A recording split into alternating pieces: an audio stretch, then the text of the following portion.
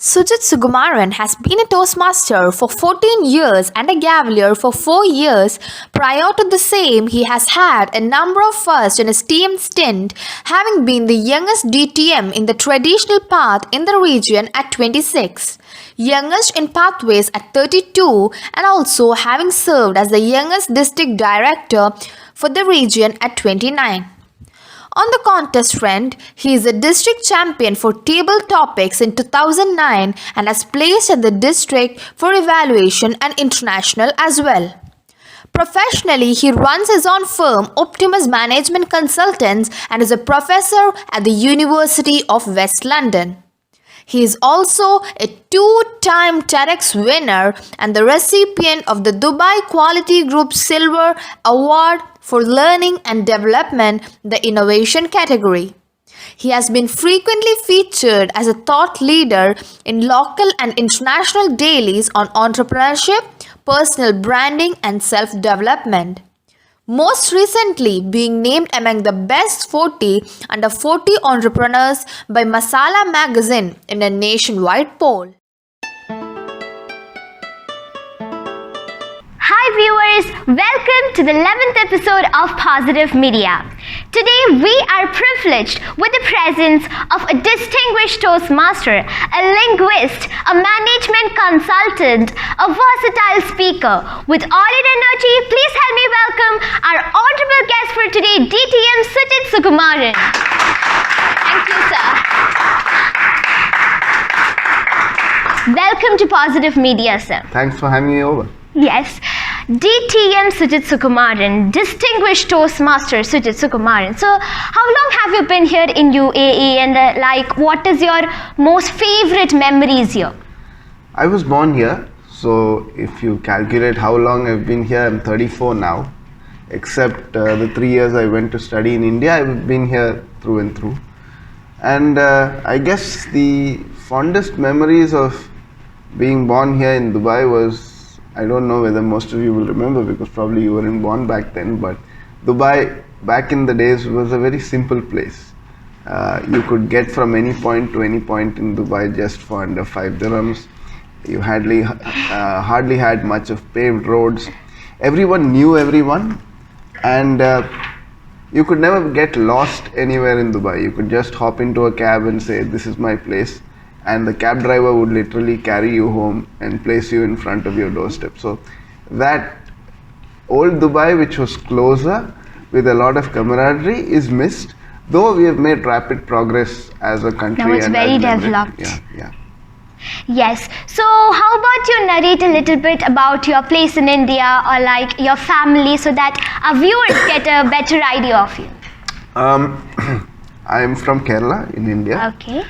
Thrissur district, and my parents they migrated here for better work prospects in the late 70s, and they've been here since.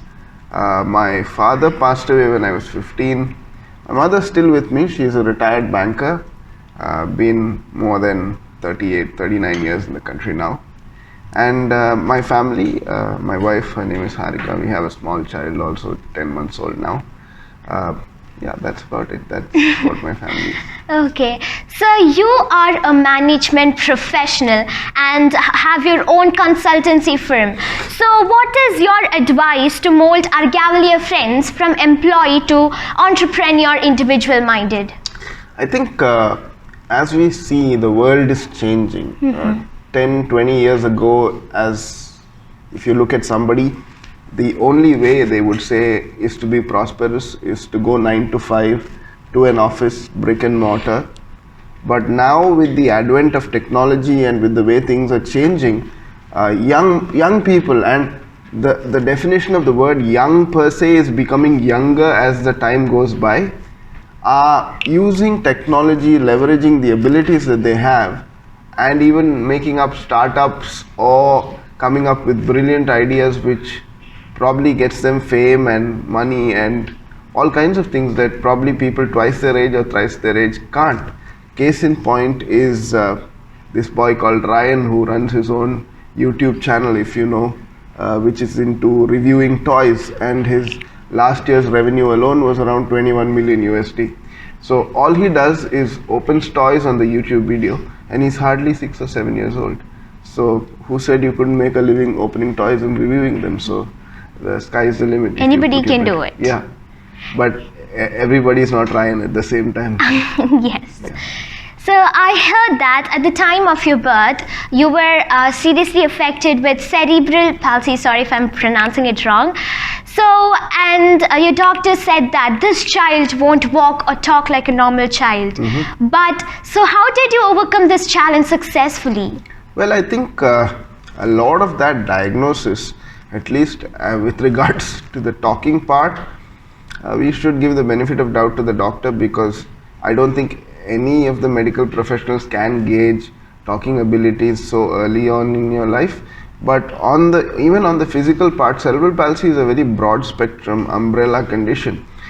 It does not degenerate over time, but the improvement varies from people to people. And even in that, there are varying types of cerebral palsy. So it's not necessary that if you and I both have cerebral palsy of the same type, both of us may be vastly different from each other in the degree of things that we may do.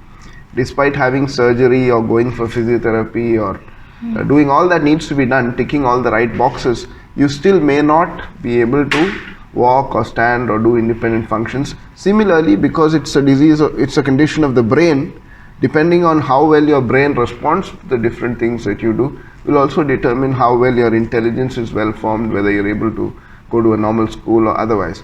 My case, I was extremely lucky that I got a good team of doctors and physiotherapists. I had an extremely supportive family background at home who were like, okay, let's push him to see what he can do. Let's not accept the fact that the doctor is saying he can't do anything, so we stamp it on his head and say he's useless. So let's experiment and push the envelope. And fortunately, for all the surgeries that I've been through, they were all good in terms of improving my condition from where I was step by step. A lot of my colleagues also who were in the same physiotherapy ward with me, who underwent the same surgeries, are there now with slight improvements, but not as much as me or as much as how much their surgery could have responded in their body. So I would say 50 to 60% is the hard work of a lot of people around me into making what I am today, and the remaining, 50, 60 odd percent is definitely the grace of God, because you need a lot of grace for things to happen in your life. It's not, if everything that was there in the world is made in between our two hands and between the brain, then there's no concept of a supernatural entity who's helping us throughout. So I think there's a lot of grace, there's a lot of prayers and a lot of hard work. All three things came together and here I am. Right, sir. So, do you have any advice for the parents who have children who's facing same difficulties in facing the society? Well, first thing is, as long as you continue to live in denial, the child is not going to improve, because it's your child at the end of the day. You need to own up, and at least until the child becomes independent and can care for itself on its own, the first 5, 10, 12, 15 years are very formative, and unless they get parental support, I can tell you for sure, if my parents were conservative and if they said, okay, our child is cursed, he can't do anything, we're not going to take him for treatment, because even till today in many countries including India, sometimes even here, parents don't want to acknowledge the presence of a child with special needs. They probably don't take them out to the same functions, they don't take them out to the market because people will stare at them. Of course, now for the last 5 to 8 years, it's sexy or nice to have a person with special needs in your school or in your community. That's because they are going for holistic inclusion now. But in the days when I was studying, I was refused admission into school because they said normal schools are not for children like these. So the attitude by law and the attitude, the sensitivity of people over the years, say in the last 20-25 years, has changed a lot. Today I believe, at least because of the country's laws and the kind of people coming in to do endorsements, people are generally a little more accepting of people with conditions, whether it's a mental or a physical impairment that you have.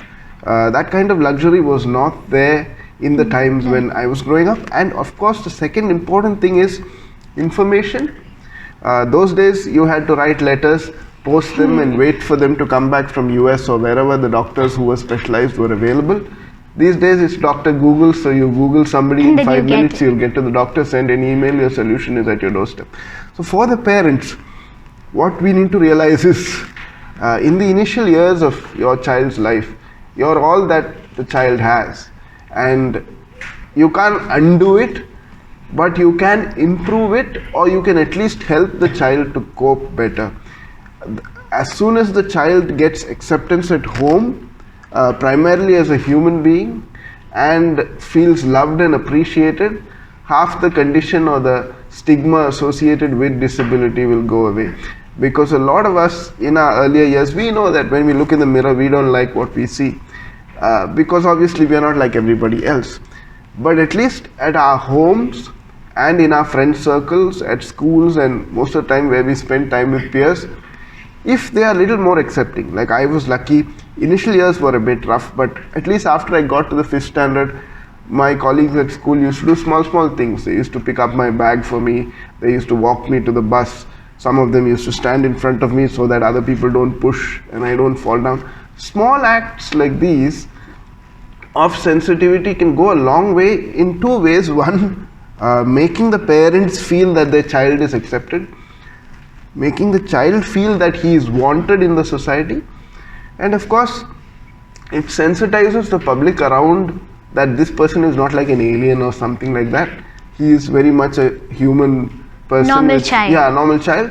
And that itself will take away, I think, 50 to 60% of how you feel. And that, I think, in the initial years, how you feel is more important to the progress of the condition being normal than how you actually are. Because I've seen a lot of people give up just because in their mind they felt that they're not going to get out of this, and then they stop trying. And I always believe that as long as you try, even if the progress is slow, there is some progress. But when you give up, there's no progress anymore because you're not trying after that. So that's what I think the parents should do. Know their child, love their child, and still push the child to do the best of whatever he can. Nowadays, careers, internet, and so many things are there. You don't even need to go to a job. And with the country's laws on special education and people of determination, the government has come up with a lot of fantastic stuff that they can integrate people with conditions for. So it's a wonderful time. I wouldn't want to say it as an oxymoron, but it's a wonderful time to be a person of determination right now compared to what it was 20 years ago. It's never a wonderful time, but then it's better than what it was. Yes, so because parents play a very important role. Exactly.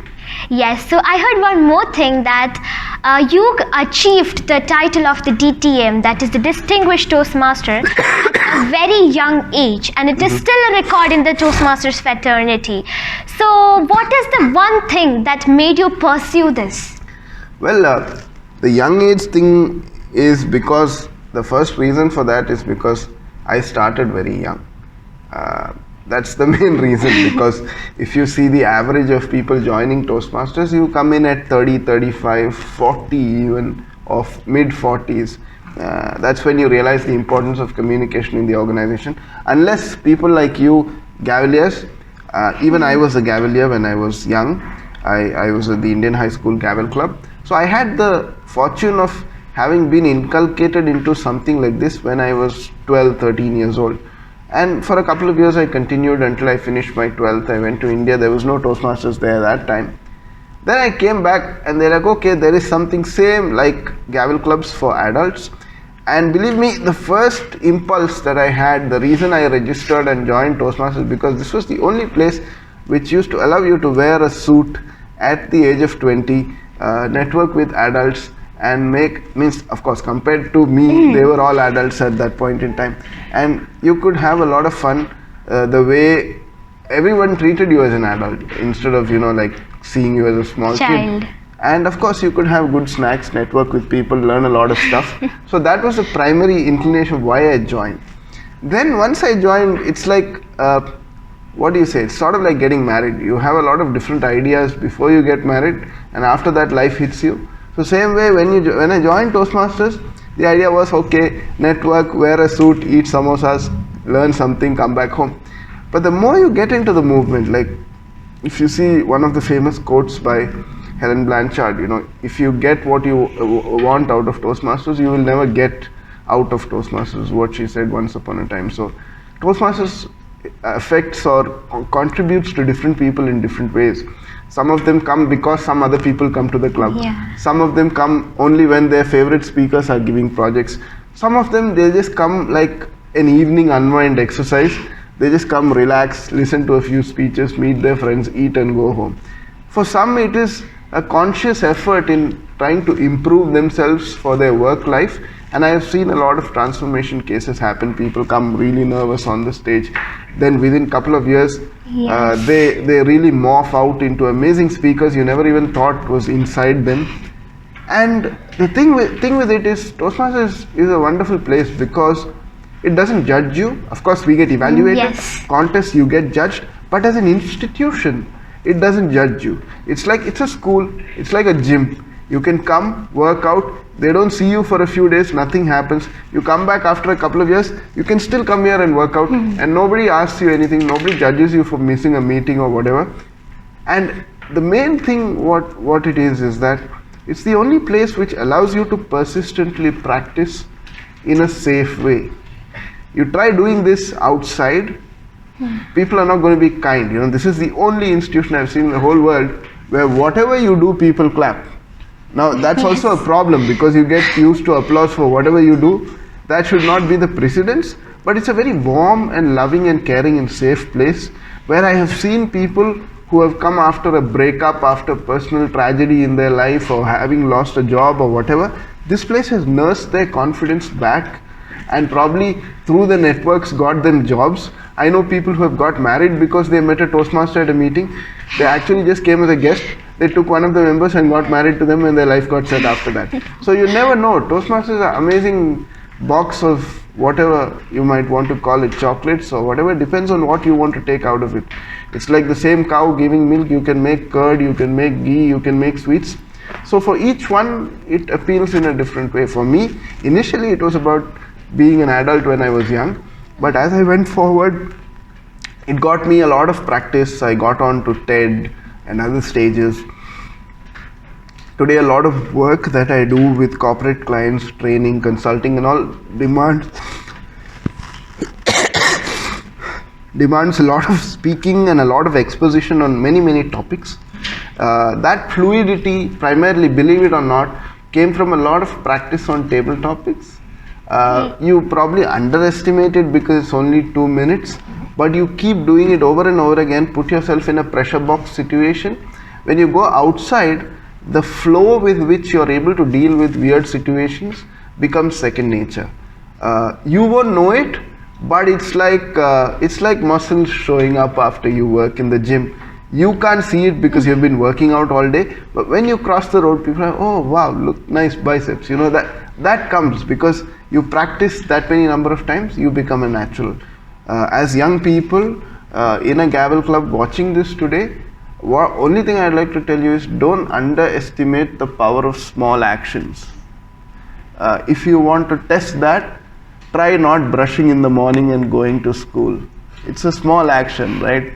You just take a couple of minutes to brush your teeth. Or if you want to prolong it a bit more, don't take bath in the morning and go to school and see what happens. It's hardly a 15 minutes process. You're rushing yourself to get into the bus. It's a small action, right? Yes. And I'm sure in that rush, you won't brush your teeth more than 2 minutes, for sure. So the same 2 minutes is a table topic, but compare it that way. If you don't brush for one day, by the time it's 1 o'clock when you're going to come back from school, what will be the effect? It's a disaster, right? Yes. The same way, table topics, even though it's 2 minutes long, if you practice it consistently enough, you'll get creative, you'll get the ability to think on the spot.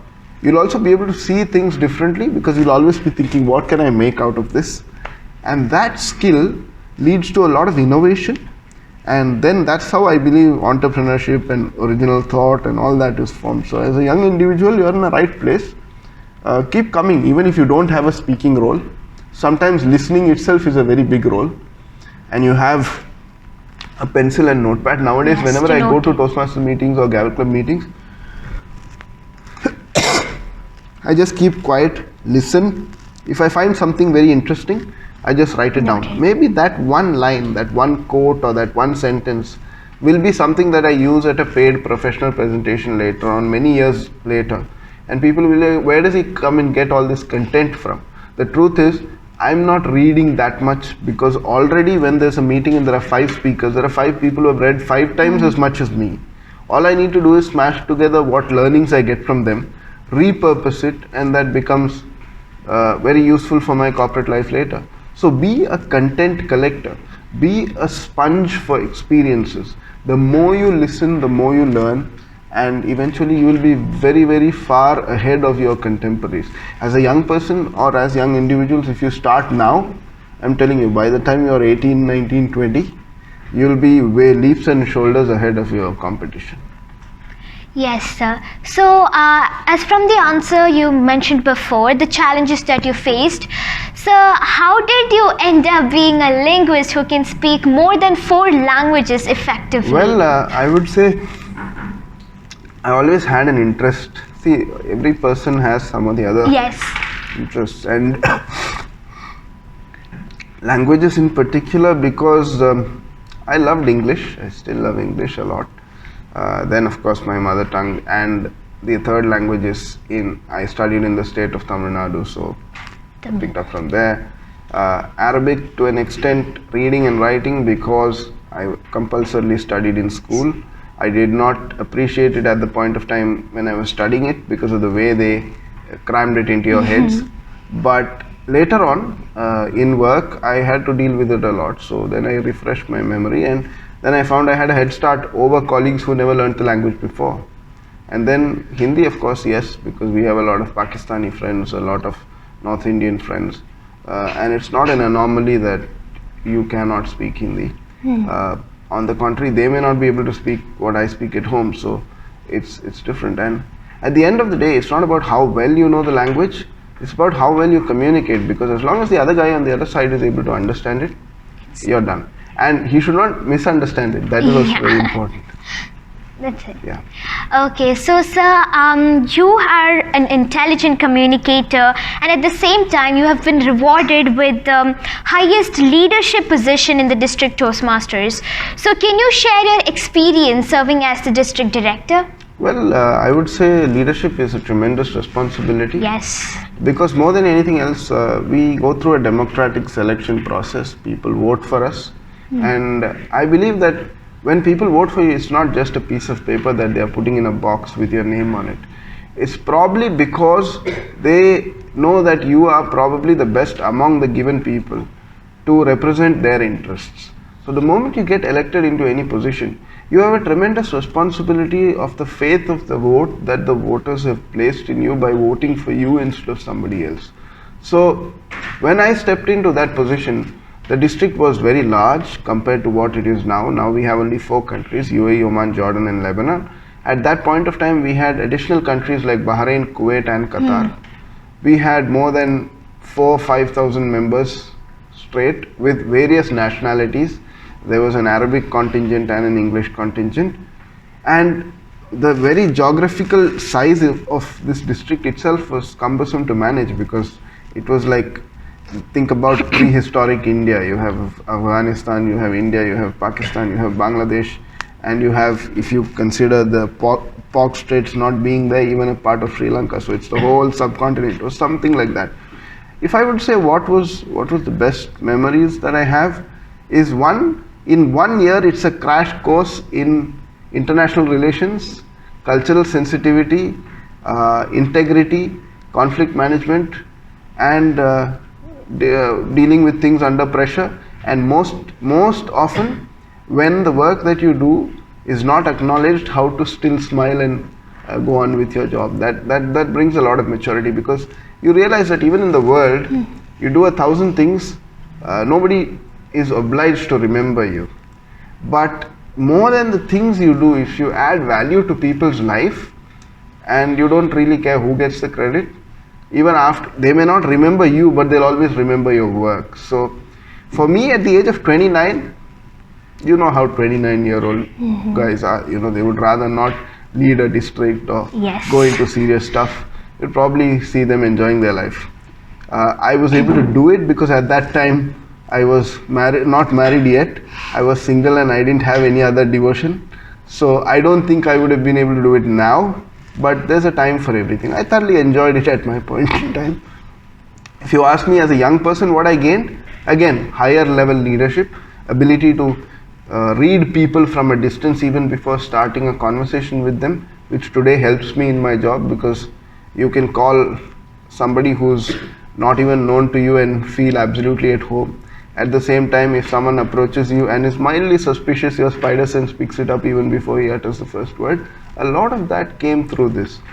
Lessons learned is sometimes you can't be popular. You have to go with what is good, even if you might get the brickbats. I learned this the hard way, that if you want to be popular, go sell ice creams or sell balloons. You can't do it in leadership. Some people like you, some people don't. That's the way it is. But never ever compromise on your core values. Never ever change yourself to appease people unless it appeals to your conscience and your conscience. Do not fake it. Be authentic.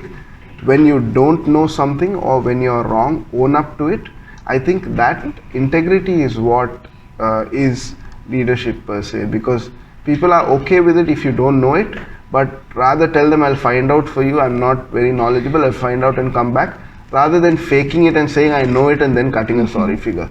That should not be there. These were my core learnings from the leadership journey. If I could do it different, I wish I could do it at this age, because now I'm more mature, but that was also a learning curve and learning experience. So this is something that all the Gaveliers can keep in your mind.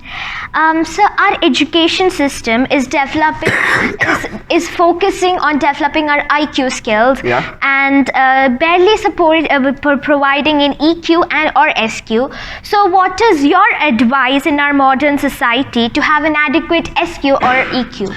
I think in terms of SQ and EQ, the fastest, easiest answer is probably a Gavel club or a Toastmasters club, because you are getting a good social environment to mingle, and people are appreciative. If you need to learn more of EQ via the Toastmaster or Gavel route, start serving in office positions. Then you will start seeing the monkey business that goes around, the kind of politics, the way people, even at your age, you call for an ExCom election, you will see that people come to you and they behave nice even if they didn't even share a sandwich with you before that. So the true colors of people come out when there's something on offer. So that way it helps you gain a bit of emotional quotient, because you may be feeling one thing inside, but you have to put on a calm, cool nature outside. That is one element of emotional quotient. Sometimes you may not agree with someone, but you have to agree to disagree with that person and still be their friend. Like, you might have a lot of people who don't agree with your opinion. Fine, we can still go out for dinner together, but that doesn't mean that when I'm in office tomorrow, I won't take action. Then you'll say, you had dinner with me yesterday, I thought you were my friend. Having dinner with you does not make me your friend.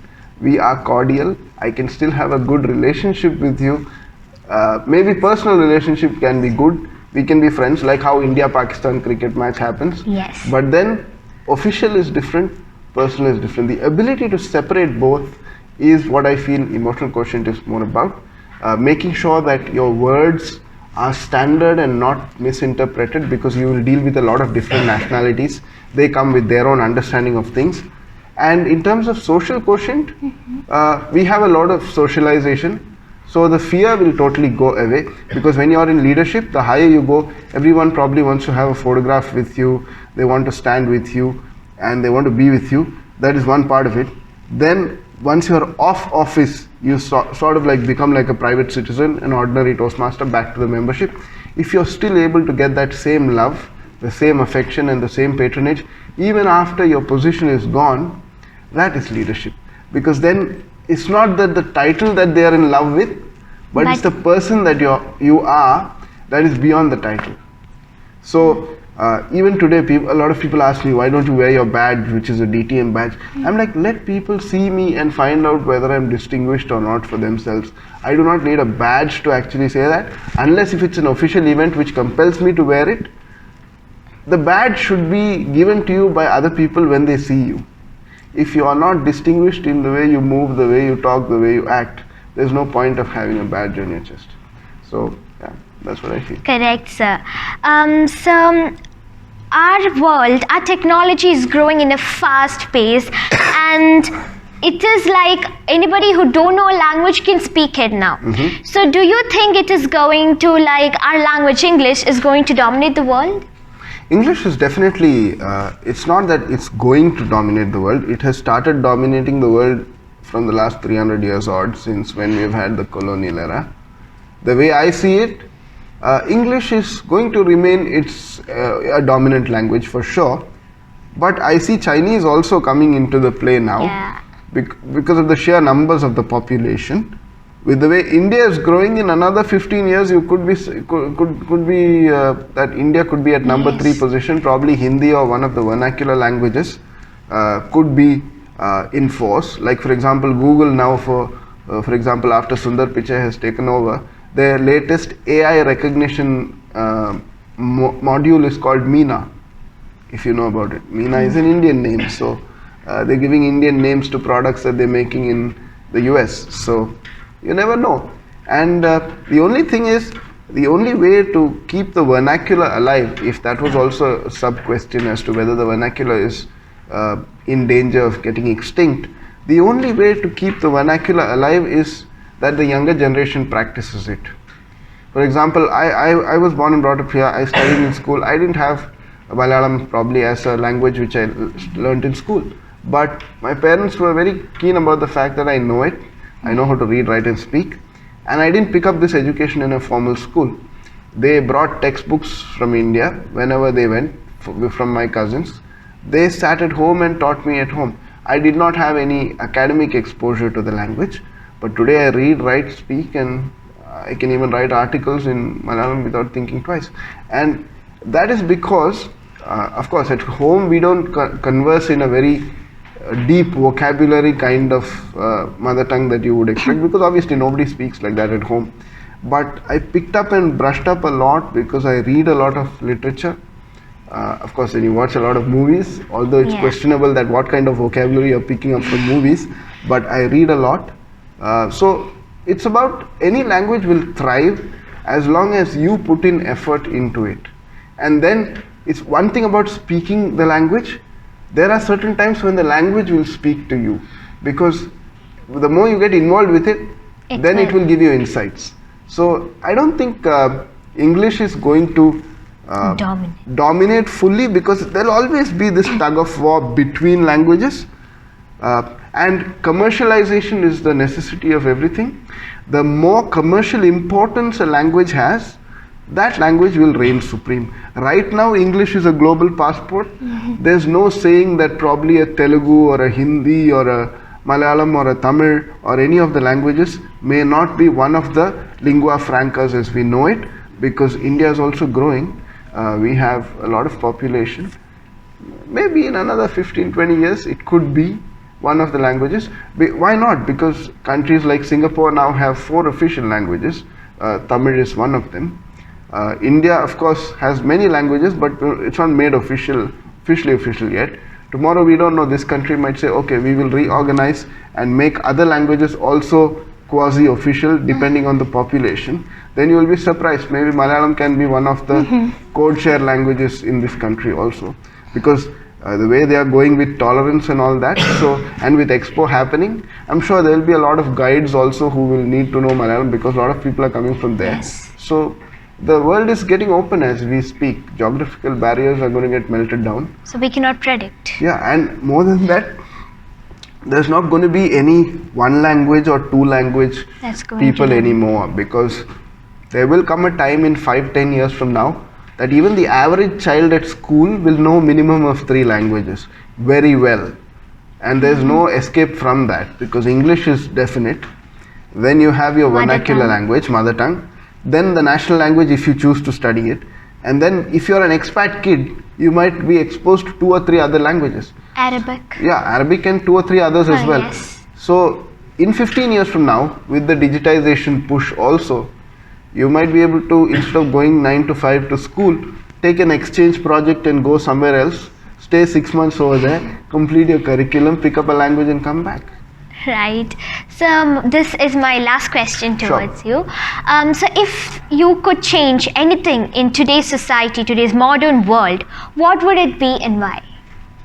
I think more than tangibly changing anything, what I would love to change is people's perspectives. Like very often we are quick to judge people, we are Very quick true. to paint them in a particular way based on the light of our previous experiences.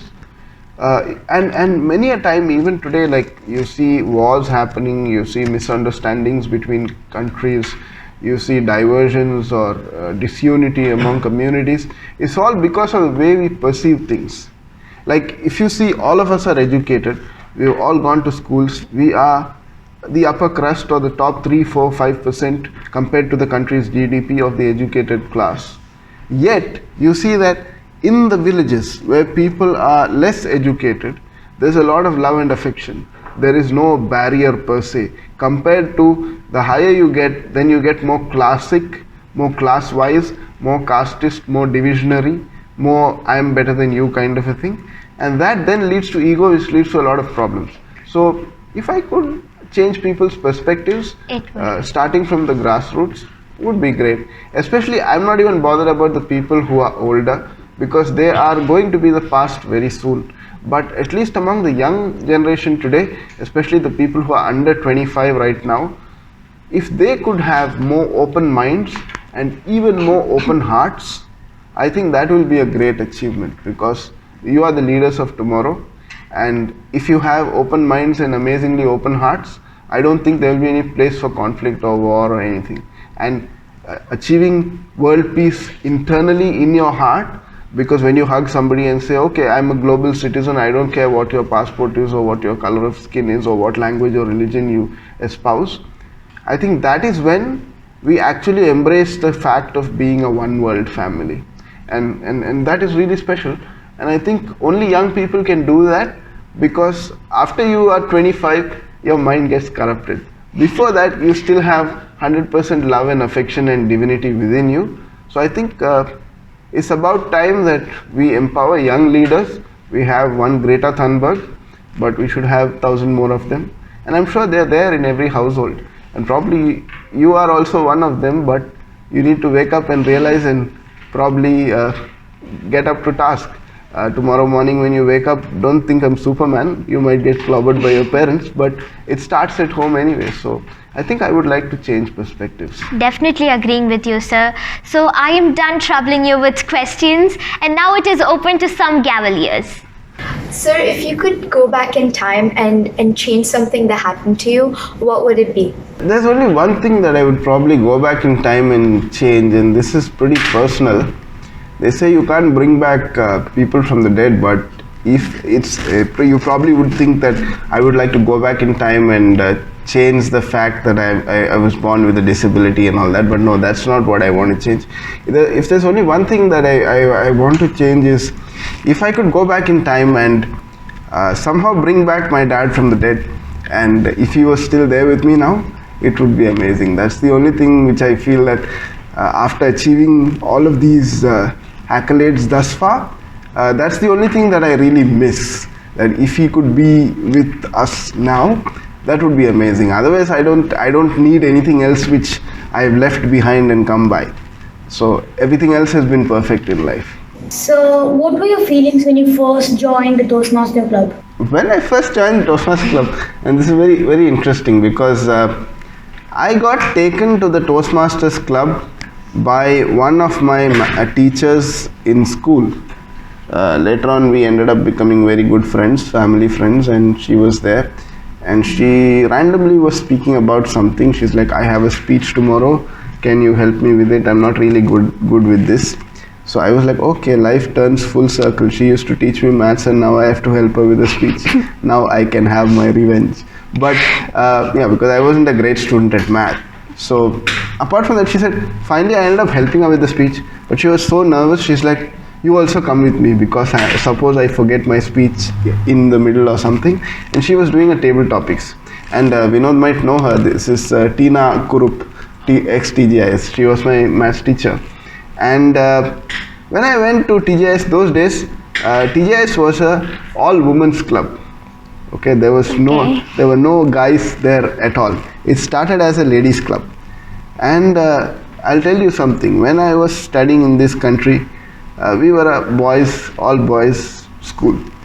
Then when I went to college, there also 150 guys in the whole batch, one girl. Okay, so all my life I have hardly had interaction with girls in close quarters. Now that's not a bad thing, but imagine my surprise when I go to this Toastmaster club, all are ladies.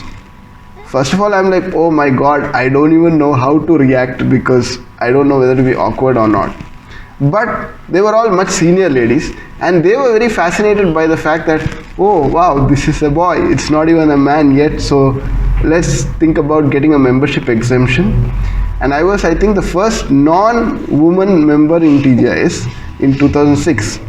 It was nice because they were all very established women leaders in their field and now very, very senior Toastmasters. And my first Toastmaster meeting was like that. I went as a mentor to one of the persons who was doing the speech, and then as usual they do this, they call all the guests for table topics, and I don't know whether they purposely did it or it was fluke. I ended up winning best table topic. So when you win a trophy, you feel something like an obligation. Oh my god, now I must become a member, there is no other way to do it. And I became a member, and that's how it started. So I was not responsible at all for becoming a Toastmaster myself. I went to help somebody else, and then the movement ended up helping me. So that's how it happened. So how do you think your life would have been without the challenges you faced in your life, and how your difficulties have molded you? I think without my disability or my challenges, it would have been a very ordinary life. Definitely, because I think the only reason I am like this today is because I had a condition. And sometimes it is adversity which actually makes you think about solutions to life. Because I'll tell you about how decision systems worked for me, because when I was having this condition and in my growing years, it was far more difficult because I could not walk until I was 12. I had calipers until my hip, which is like 2.5 kilos of cast iron rods on either leg. Somebody had to carry me and take me from the bus to class, and I had to put 2 belts to be secured on the chair, otherwise I'll fall off because I don't have balance. I used to drool slightly. I used to have a squint in my right eye, means one used to look that way, one used to look this way, somewhat like a chameleon, but it worked out later pretty well. And my grip was very feeble, so I couldn't grip a pencil. Even if I tried to write with the pencil, it used to slip out of my hand. And forget about tying shoelaces and all that, I couldn't do at all because I didn't have eye-hand coordination. So from this point, but if you saw me, you would have probably thought, oh my god, what a retard. Or you would have been like, oh my god, so sad, why is he struggling like this? But what people didn't know is, despite all this outward appearance, my brain inside was perfectly fine. I had 2 amazing ears and I could hear whatever you said, and my brain was working very well. The only frustration was, sometimes you felt that your body can't match up with the speed at which your brain operates. You want to do something, but you're not able to do something because your body is not cooperating with you. And that in the initial years led to a lot of frustration. I used to have a lot of temper tantrums. I used to pull my hair out, sometimes simply go and bang my hands on the wall. If I get somebody who is carrying me, I will simply start tearing his clothes or something like that, some kind of aggressive behavior. And I used to feel very irritated because people used to treat me differently. Every games period, I used to sit at the window and they'll go and play football, and I used to be like, okay, I can't even stand. So you feel like this worthless person totally. And then once I went into that depressive spiral, and depression is a real thing, by the way, those who have been through it, they will know.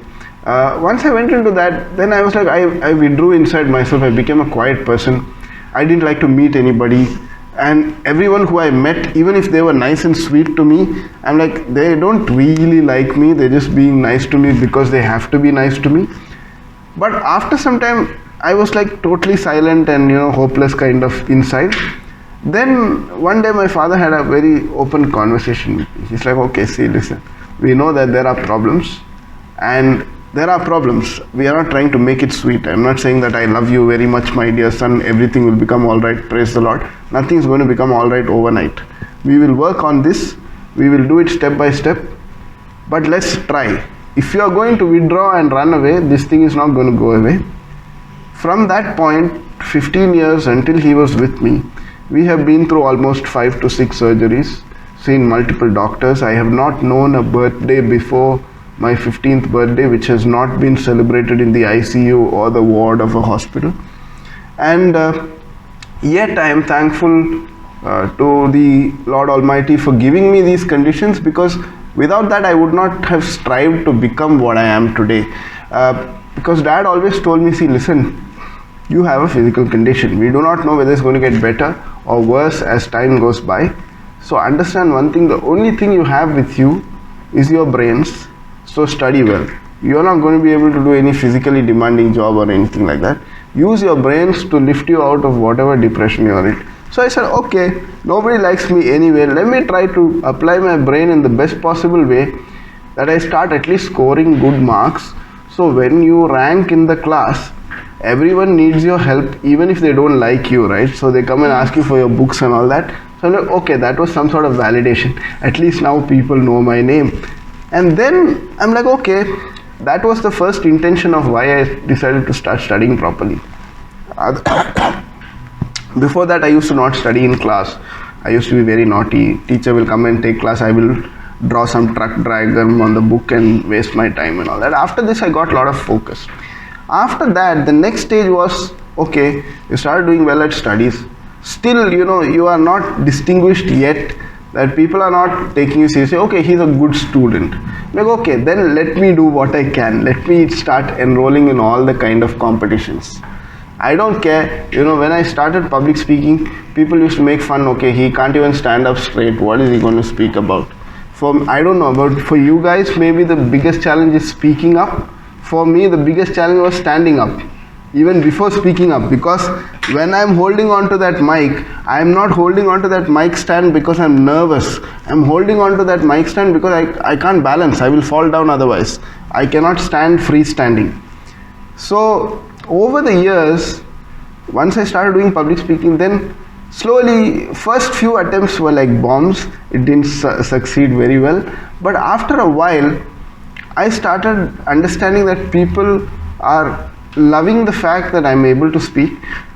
First 30-40% may have been because I'm a person with a disability, they find something inspirational or something like that. But over time, especially now, like for example, I teach at a university as a professor adjunct, and in the last 2 years of teaching, none of my children have come to me and even asked, sir, what happened to you? What is this condition? So that for me, in 34 years of life, compared to the starting where everybody from the taxi driver to the person who sees you for the first time or anybody you saw, how did this happen? What happened to you? So they are not even asking you what's your name, Yes. where are you from. The first label that you get is, what is this? How did it happen to you? Imagine a situation in your life where you are known more for your condition rather than your name or as a person. It is very weird. You feel like disassociated from your personal identity, right? And it hurts. But now I can proudly say, maybe because people are more aware or they are more politically correct. I have seen when I was younger, for example, when I used to go to supermarket, when I cross the aisle, children with their parents, so they will turn the child the other way. Don't look at how he's walking. They probably think it will spread through looking at me or something, I don't know. But now people don't even ask me. In fact, sometimes I have to say, you might have noticed I'm not walking right, this is cerebral. It's like, oh yeah, really? I thought, I didn't even look at it. So times have changed. So if you ask me if I could how I came up with a formula to undergo and overcome adverse conditions, there's no simple answer. Just wake up, show up and get the work done. There's no easy way around it. There's been a lot of surgery, there's been a lot of hospitalization pre-op. Now, after starting my own family, If you ask me whether I have the guts to do it all over again, no. It's very scary. It happened because it happened at a time when I was small. I don't think I have the threshold of tolerance for pain that much as I've been through my young age. What that did to me is now I'm able to cope with any big disaster that comes my way just like a normal day's work, because before I was 15, around 3 times I almost died on the operating table, which is still okay, because doctors said anyway I won't live more than 14 days when I was born. So 15 years was pretty decent. At 15 years my father passed away, our whole world crashed around us. We thought that okay, finished, now we're going to pack up bags and go back to India, and I don't know what future holds for me. Today, 15, 16 years from then, at the age of 34, I'm happily married. Life is going on. I never thought I will get married, because I never thought anyone will fall in love or like somebody like me, because you don't walk straight and you have a lot of inferiority complexes within yourself. And in college it was a different story, because all the girls who I liked, they didn't like me. All the girls who liked me, I didn't like them. So that's how it was. But life went on and things happened. So I think if it was not for this condition, I wouldn't be the interesting person that I am today. Please subscribe to Positive Media channel for future updates. Also, click the bell icon for timely updates. Do share our YouTube link among your friends and family.